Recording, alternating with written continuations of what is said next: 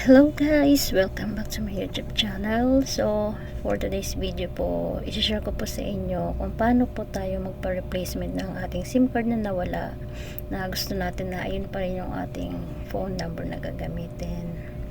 So, syempre, unang-una po may requirements po dyan.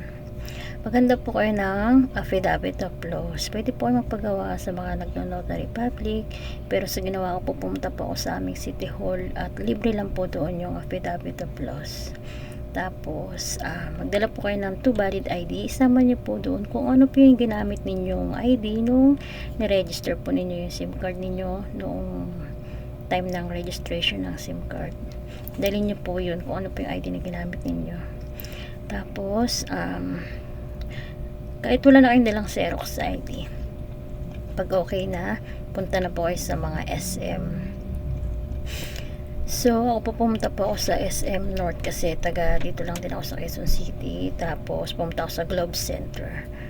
Then, sa Globe Center, maghintay lang kayo na matawag yung inyong number. Kung yung number ng ano ninyo waiting. Kapag kayo na, i-present nyo lang yung inyong affidavit of loss, tapos yung 2 valid ID ninyo.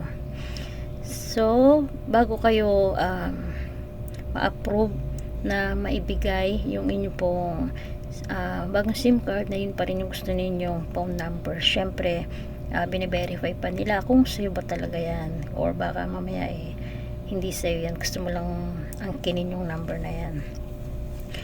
So, syempre, hindi mo sila madadaya doon dahil once na tinype nila doon yung phone number na kiniklaim mo sa iyo na nawala, syempre lalabas doon yung full name nung nag-register ng SIM card.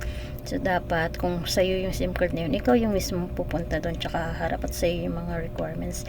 Kasi may kita nila doon kung ano yung ID na ginamit mo. So, dapat dala mo rin yung ID na yun. Tapos, i-check nila kung tama yung ID na pinakita mo ngayon. Tapos, dun sa na-register mo noon, kung parehas yung pangalan, middle, tsaka apelyido, tsaka yung birthday kung tugma lahat, tsaka address. So, ayun, sa akin okay naman lahat.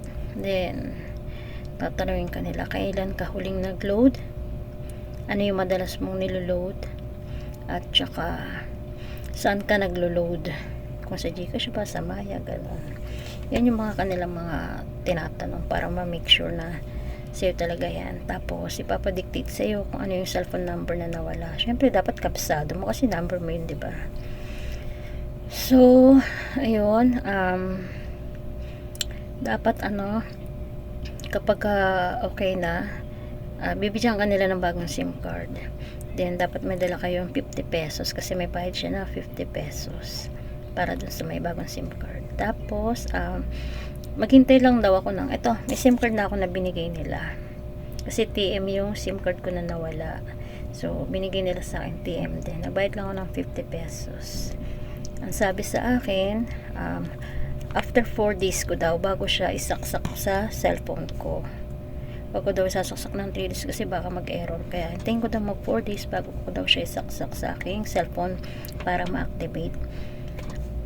So, ayun guys, sana nagustuhan nyo yung aking video for today at sana meron kayong natutunan at sana nakatulong din ako na i-share ko yung aking mga ginawa kung paano ako nakakuha ng bagong SIM card ulit na ayun pa din yung aking number.